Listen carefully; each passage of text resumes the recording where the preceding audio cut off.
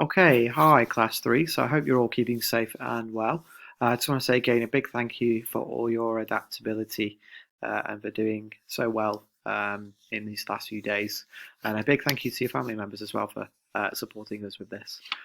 We do miss you very much and we really hope to see you in the classroom very soon.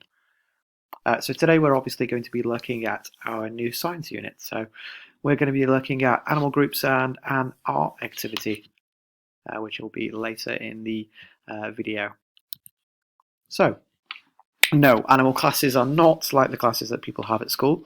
An animal class is made up of animals that are all alike in important ways. So scientists a long time ago had decided that they wanted to group animals into classes to make it easier to study them. So for those of you who are curious, the field of science that we call that is known as zoology, which is where the term zoos come from. So we're going to be looking at the two main animal groups just for this particular part. So we have the invertebrates. So the invertebrates are animals that don't tend to have a backbone. They have soft bodies instead, like worms, slugs, and jellyfish. So other invertebrates like insects, spiders, and crustaceans, much like lobsters and crabs, have a harder outer casing called an exoskeleton. So here's just a quick picture, image of what invertebrates look like. So you've got a butterfly, you've got jellyfish, a worm, a starfish, and you also have the lobster in the bottom left. And you also have a piece of coral in the top left, if those of you weren't sure. So the second group, which we'll be focusing on today, is the vertebrates, which is an animal that has a spinal cord surrounded by a cartilage or a bone. For those of you, again, who aren't too sure, a cartilage is a muscle. So the word comes from a vertebrae, the bones that make up the actual spine itself. So vertebrates include birds, fish, amphibians, reptiles, and animals. And again, here's an image of some vertebrates. So you have a penguin, an eagle, a giraffe, a fish, a dinosaur, and a raccoon. So today's focus, we're going to be looking at these particular animal groups, and we're going to be looking at how we can place them into these groups. So what features make them a bird, an amphibian, an animal, a mammal, a fish, or a reptile. So firstly, we're going to look at the bird. So have a quick look at this picture of this bird, which is most likely from South America due to the colour of its feathers.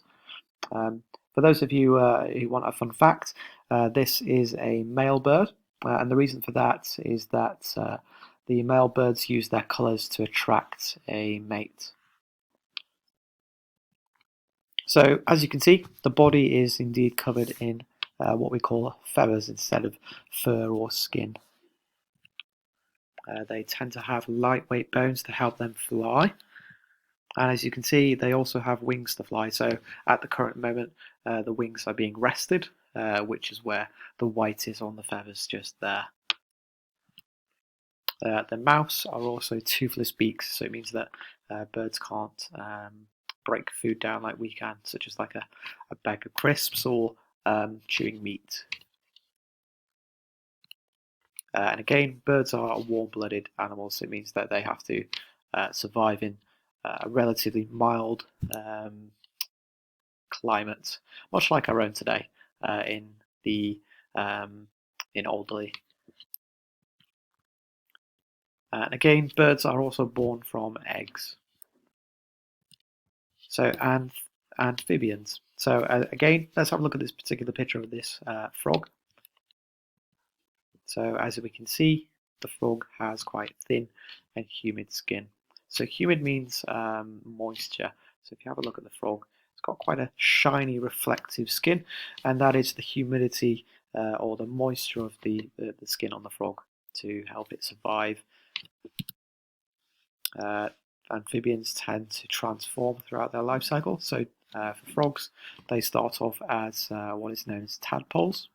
and then they become frogs by developing their arms and their legs, which gets rid of their tail. And again, throughout their life cycle, they'll also change their breathing method. So they will have lungs, gills, which is when they're a tadpole, and of course they can breathe through their skin as well. But if we look very closely at this image, you can see a tiny little hole in the middle of the two eyes, and that is how we can tell the frog uses air to breathe in, well, the lungs to breathe in the air. And lastly, of course, amphibians are also born from eggs, so a similarity there, not too far away from birds. And of course, they are also cold-blooded animals, so it means that they adapt better in quite hot and humid conditions, such as a rainforest or a rainforest itself. Amphibians also tend to live on the ground and in water. So pause the video. Think about what kind of amphibians you may have come across before. So mammals. So before we start this one, let's have a think about if humans might fit into this category. So firstly, mammals are born from their mothers. They breathe through their lungs. Mammals live in the water, such as a whale, in the air, and on the ground, which are like the animals that we're seeing in this picture here. They tend to have fur covering their bodies. This is to help protect us and keep us warm and protect our body heat. So much like humans ourselves, if you've not figured it out, we are also mammals. So our fur is on the top of our heads usually. Mammals are also warm-blooded, so it means that we and these animals also have to survive in quite mild conditions. So let's have a look at fish. So again, let's have a look at this image here. So the fish are quite colourful, and as we can see, we know that the fish live underwater. For those of you who aren't sure, they must think, well, how do fish get their oxygen? How do they use that to survive? And of course, fish, they breathe through their gills. The way this works very briefly is that the oxygen in the air dissolves into the water, and then the gills are used to filter the oxygen into the fish so that they can survive in that kind of condition. If a fish was taken out of water, they would not survive in the air. And as you can see, fish also have scales to cover their bodies. So the reason why fish have scales is to help them get through the water much quickly, and it reduces the friction. So to compare that to mammals such as ourselves jumping into the water, or a bear, for instance, with lots of fur, that fur would act as friction and make us much slower to get through the water itself. So again, the fins, you can probably see a tiny little fin at the bottom of this yellow fish here, and then one, what looks like a tail at the back. Those fins help direct the fish and help them swim through the water. And of course, fish, again, because water is a lower temperature to the ground, fish are also cold-blooded animals. And of course, fish are also born from eggs. So let's have a look at reptiles now. So here's our first statement. They are the longest living species on the planet. So pause the video, have a good think for a moment or two, and think about what species existed before ourselves and the current, the current animal kingdom that we have today.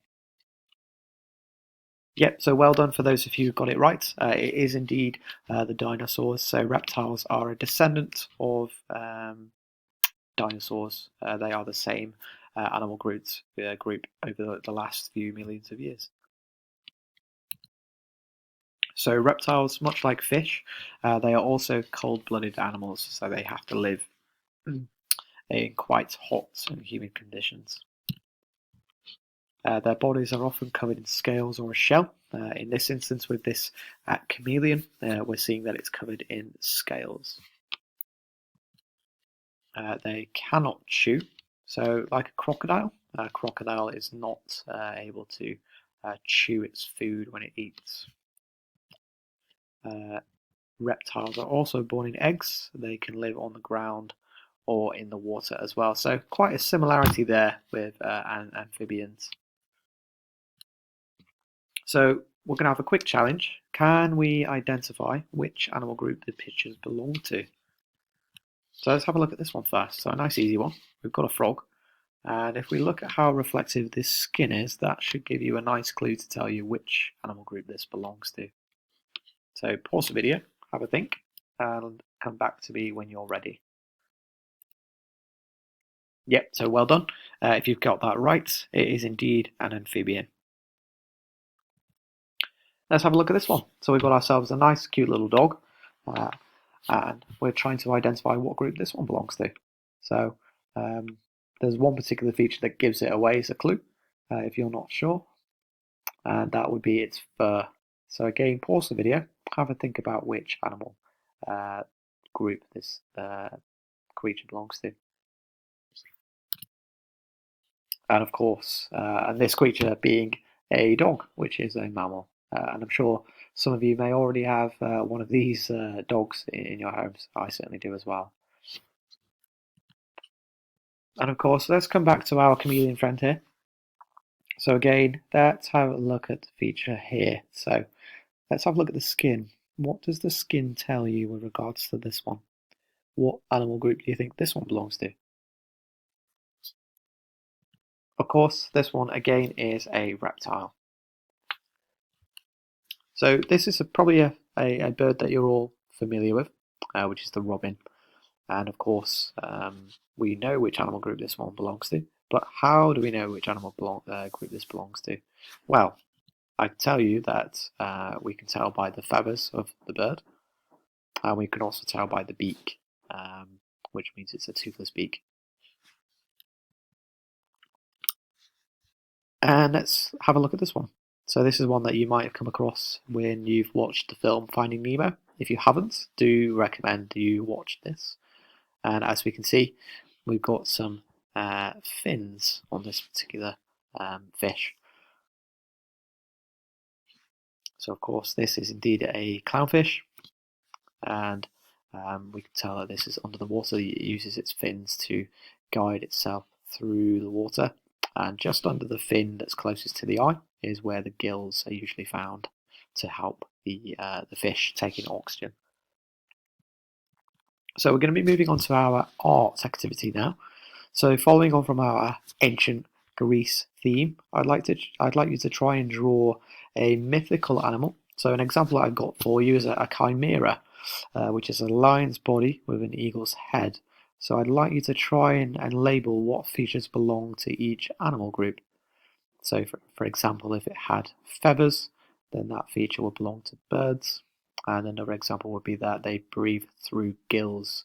Then this feature would belong to fish. So give yourself a try. Draw a nice mythical animal for us, and try and label which features it belongs to for the animal group. But I do hope you've enjoyed this video, Class 3, and I hope to hear from you very soon. Take care.